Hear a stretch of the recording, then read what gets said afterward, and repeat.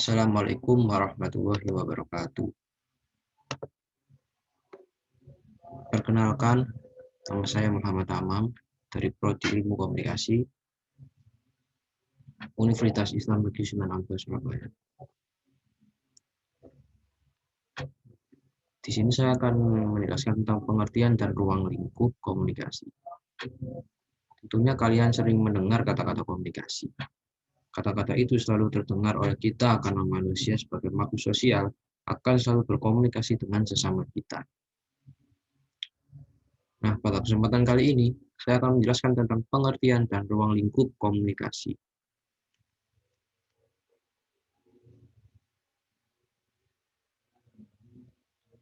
Pengertian komunikasi menurut para ahli, contohnya Janice dan Kelly menyebutkan, komunikasi adalah suatu proses melalui mana seseorang, dalam kurung komunikator, menyampaikan stimulus, biasanya dalam bentuk kata-kata, dengan tujuan mengubah atau membentuk perilaku orang lainnya, dalam kurung halayak.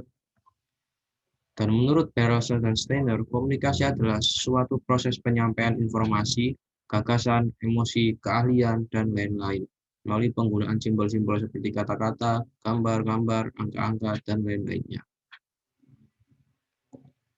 Al-Liliwari dalam bukunya Dasar Komunikasi Budaya mengutip pendapat Wallstrom dari berbagai sumber menyebutkan beberapa definisi komunikasi, yakni pertama, komunikasi antar manusia sering diartikan dengan pernyataan diri yang paling efektif. Kedua, komunikasi merupakan pertukaran pesan-pesan secara tertulis dan lisan melalui percakapan, atau bahkan melalui penggambaran yang imajiner. Ketiga, komunikasi merupakan pembagian informasi atau pemberian hiburan melalui kata-kata secara lisan atau tertulis dengan metode lainnya. Keempat, komunikasi merupakan pengalihan informasi dari seorang kepada orang lain. Kelima, pertukaran makna antara individu dengan menggunakan sistem simbol yang sama. Keenam, komunikasi adalah proses pengalihan pesan yang dilakukan seorang melalui suatu saluran tertentu kepada orang lain dengan efek tertentu. Dan yang terakhir, komunikasi adalah proses pembagian informasi, gagasan, atau perasaan yang tidak saja dilakukan secara lisan dan tertulis, melainkan melalui bahasa tubuh, gaya, atau tampang pribadi, atau hal lain di sekelilingnya yang memperjelas makna. Ruang lingkup komunikasi sendiri mencermati cakupan bidang ilmu komunikasi. Akan nampak bahwa pembahasan berkaitan dengan komunikasi akan sangat luas dan hampir tidak ada batasannya. Karena peristiwa komunikasi begitu unik dan pasti dilaksanakan oleh manusia dalam kehidupannya sehari-hari. Meskipun demikian, batas-batas yang diberikan sebagai rambu-rambu dapat membantu setiap orang untuk melihat kekhususan isi komunikasi sebagai suatu disiplin yang patut dipelajari.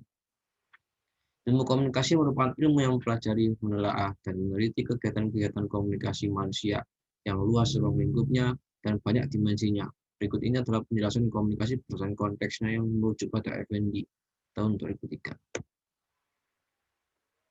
Bidang komunikasi. Dalam bidang komunikasi meliputi komunikasi sosial, komunikasi organisasional, komunikasi bisnis, komunikasi politik, komunikasi internasional, komunikasi antar budaya, komunikasi pembangunan, dan komunikasi tradisional. Untuk sifat komunikasi, yang pertama, komunikasi verbal terdiri dari komunikasi lisan dan komunikasi tulisan. Yang kedua, komunikasi nonverbal terdiri dari komunikasi kial, gestural, komunikasi gambar, dan lain-lain. Ketiga, komunikasi tatap muka, dan yang terakhir, komunikasi bermedia. Untuk tatanan komunikasi, yang pertama, komunikasi pribadi terdiri dari komunikasi intrapribadi dan komunikasi antar pribadi. Yang kedua, komunikasi kelompok terdiri dari komunikasi kelompok kecil dan komunikasi kelompok besar. Yang ketiga, komunikasi massa, komunikasi media massa cetak dan komunikasi media massa elektronik. Dan yang terakhir, komunikasi media, komunikasi bermedia, mencakup surat, internet, email, dan lain-lain, media yang tidak termasuk media massa.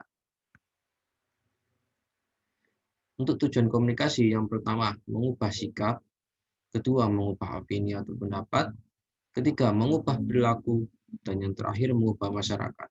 Fungsi komunikasi, yang pertama, menginformasikan, yang kedua, mendidik, yang ketiga, menghibur, dan yang terakhir, mempengaruhi. Untuk teknik komunikasi, yang pertama, komunikasi persuasif, komunikasi pervasif, komunikasi kursif, komunikasi instruktif, dan yang terakhir hubungan manusia atau human relation.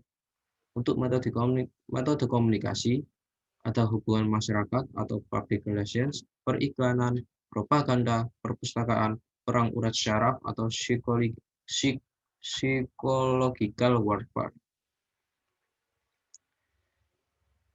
Cukup sekian dari saya. Wassalamualaikum warahmatullahi wabarakatuh.